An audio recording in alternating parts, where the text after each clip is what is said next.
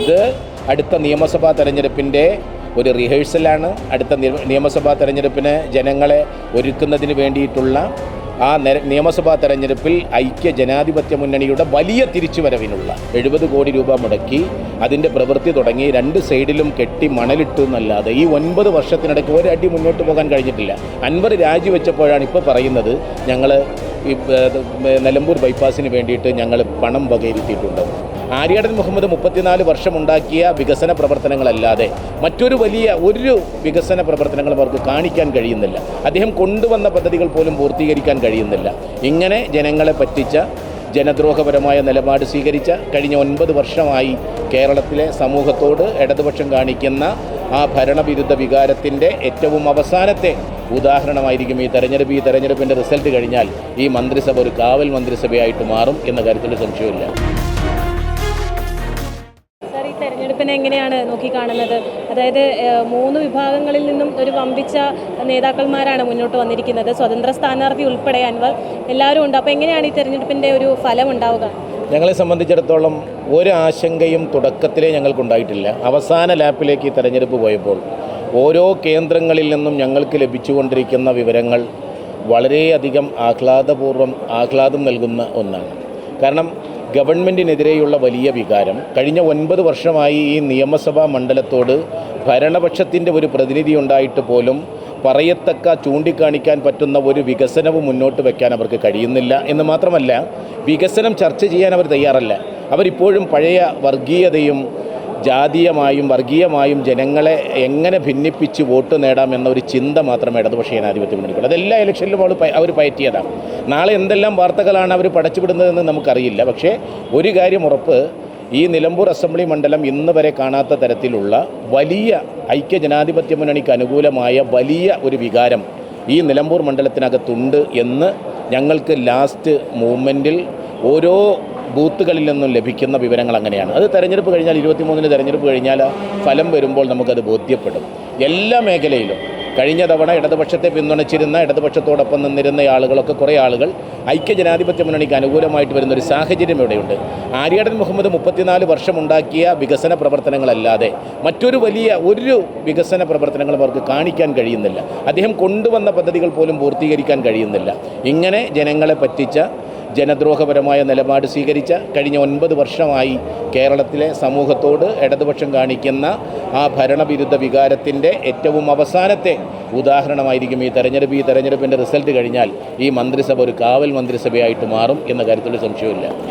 ഇപ്പോൾ 9 വർഷത്തെ കാലയളവ് നമ്മൾ പറഞ്ഞു പിണറായി സർക്കാരിൻ്റെ. അപ്പോൾ അതിനുള്ള ഒരു തിരിച്ചടി അല്ലെങ്കിൽ അതിനുള്ള ഒരു ജനങ്ങളുടെ ഒരു ഉത്തരമായിട്ട് തന്നെയാണോ ഈ തെരഞ്ഞെടുപ്പ് മുന്നിൽ നിൽക്കുന്നത്? എന്താ സംശയം? ജനങ്ങൾ ചോദിക്കുന്നത് അതാണ്. ഇവിടെ നിങ്ങൾക്ക് ആലോചിച്ച് നോക്കുക, ഏറ്റവും പ്രധാനപ്പെട്ട ഒന്നാണ് ഒരു ഗതാഗത കുരുക്ക്. അതിന് പരിഹാരം കാണാൻ നിലമ്പൂർ ബൈപ്പാസ് ആര്യാടൻ മന്ത്രിയായിരിക്കുന്ന സമയത്ത് പൊതുമരാമത്ത് വകുപ്പ് മന്ത്രിയെ കൊണ്ടുവന്ന് 70 കോടി രൂപ മുടക്കി അതിൻ്റെ പ്രവൃത്തി തുടങ്ങി 2 സൈഡിലും കെട്ടി മണലിട്ടു എന്നല്ലാതെ ഈ 9 വർഷത്തിനിടയ്ക്ക് ഒരടി മുന്നോട്ട് പോകാൻ കഴിഞ്ഞിട്ടില്ല. അൻവർ രാജിവെച്ചപ്പോഴാണ് ഇപ്പോൾ പറയുന്നത് ഞങ്ങൾ ഈ നിലമ്പൂർ ബൈപ്പാസിന് വേണ്ടിയിട്ട് ഞങ്ങൾ പണം വകയിരുത്തിയിട്ടുണ്ടെന്ന്. നിലവിലുള്ള ഏതെങ്കിലും റോഡുകൾ നന്നാക്കി എന്നല്ലാതെ ഇവിടെ കാണുന്ന എല്ലാ വികസനം, ഇവിടെ കൊണ്ടുവന്ന പാലങ്ങളായാലും വിദ്യാഭ്യാസ സ്ഥാപനങ്ങളായാലും RTO ഓഫീസായാലും എംപ്ലോയ്മെൻറ്റ് എക്സ്ചേഞ്ച് ഓഫീസായാലും ഇൻ്റർ സ്റ്റേറ്റ് KSRTCയുടെ ഹബ്ബായി 64 റൂട്ടുകൾ പുറപ്പെടുന്ന ഒരു ഹബ്ബാക്കി ഇതിനെ മാറ്റിയതായാലും എല്ലാ മേഖലയും ഇത് 77-ൽ ആര്യാടൻ ഇവിടെ MLA ആയിട്ട് വരുമ്പോൾ ഇത് 7 ദ്വീപുകളായിട്ട് കിടക്കുകയായിരുന്നു. പരസ്പരം ബന്ധപ്പെടാൻ തോണികളാണ് ഉപയോഗിച്ചിരുന്നത്. ഇന്ന് അതെല്ലാം മാറി എല്ലാം പരസ്പരം ബന്ധപ്പെടുന്ന തരത്തിൽ എല്ലാ മേഖലയിലും പാലങ്ങളുണ്ടാക്കി. ആധുനിക നിലമ്പൂരിൻ്റെ പിതാവാണ് ആര്യാടൻ.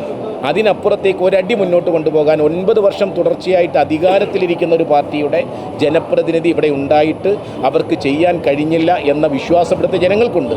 ആ പ്രതിഷേധവും പ്രതികാരവും ഈ തെരഞ്ഞെടുപ്പിൽ അവർ ഉപയോഗിക്കുക തന്നെ ചെയ്യും. പിണറായി സർക്കാർ കൊടുക്കാത്ത ഒരു വികസനത്തിൻ്റെയും, അതായത് ഷൗക്കത്ത് കൊടുത്ത ഒരു വികസനത്തിൻ്റെയും മറുപടി ആയിരിക്കുമല്ലേ? എന്താ സംശയം? ഷൗക്കത്ത് പഞ്ചായത്ത് പ്രസിഡന്റ് ആയിരിക്കുമ്പോൾ, നഗരസഭാ ചെയർമാൻ ആയിരിക്കുമ്പോൾ, യുനെസ്കോയുടെ അംഗീകാരം കിട്ടി ഹാർവാർഡ് യൂണിവേഴ്സിറ്റിയിലെ കുട്ടികൾ പഠിക്കുന്ന സിലബസിൽ ഈ പഞ്ചായത്തിലും നഗരസഭയിലും ഷൗക്കത്ത് ചെയ്ത കാര്യങ്ങൾ ഹാർവാർഡ് യൂണിവേഴ്സിറ്റിയിലെ വിദ്യാർത്ഥികൾ പഠിക്കുന്ന പാഠപുസ്തകമാണെന്ന്.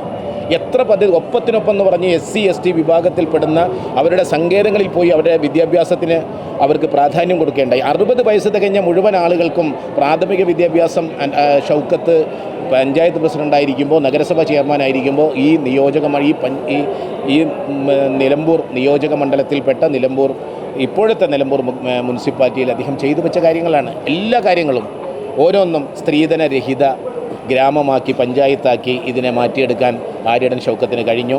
അദ്ദേഹം കൊണ്ടുവന്ന വിദ്യാഭ്യാസ മേഖലയിലുള്ള അദ്ദേഹത്തിൻ്റെ ദീർഘവീക്ഷണങ്ങൾ അതൊക്കെ തന്നെയാണ് വലിയ അംഗീകാരം കിട്ടിയത്.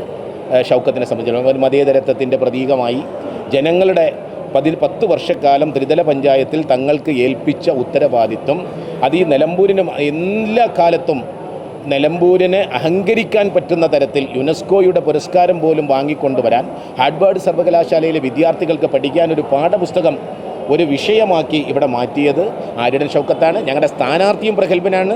ഞങ്ങളെ മുന്നണി ജനങ്ങൾക്ക് മുമ്പിൽ ഉന്നയിക്കുന്ന വിഷയങ്ങളും പ്രാധാന്യമാണ്.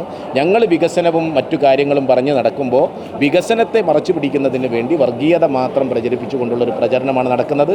അതിൽ പ്രബുദ്ധരായ ഈ നിലമ്പൂരിലെ ജനങ്ങൾ 19 വിധി എഴുതുമെന്ന കാര്യത്തിലൊരു സംശയവും വേണ്ട.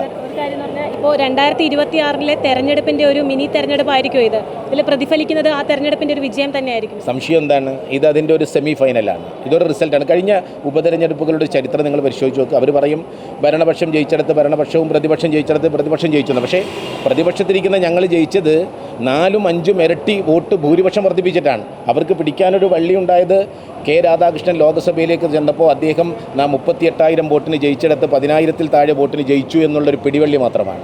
ഇത് അടുത്ത നിയമസഭാ തെരഞ്ഞെടുപ്പിൻ്റെ ഒരു റിഹേഴ്സലാണ്. അടുത്ത നിയമസഭാ തെരഞ്ഞെടുപ്പിന് ജനങ്ങളെ ഒരുക്കുന്നതിന് വേണ്ടിയിട്ടുള്ള ആ നിയമസഭാ തെരഞ്ഞെടുപ്പിൽ ഐക്യ ജനാധിപത്യ മുന്നണിയുടെ വലിയ തിരിച്ചുവരവിനുള്ള ഒരു റിഹേഴ്സലും ഒരു സെമി ഫൈനലുമാണ് ഈ നിലമ്പൂരിലെ തെരഞ്ഞെടുപ്പ്. ഇത് കേവലം നിലമ്പൂരിലെ ഒരു ഉപതെരഞ്ഞെടുപ്പാണെങ്കിലും സംസ്ഥാന രാഷ്ട്രീയത്തിൻ്റെ ഗതിവിഗതികളെ നിയന്ത്രിക്കാൻ പോകുന്ന ഒരു തെരഞ്ഞെടുപ്പ് ഫലമായിരിക്കും 23-ന് പുറത്തു വരുന്നത്.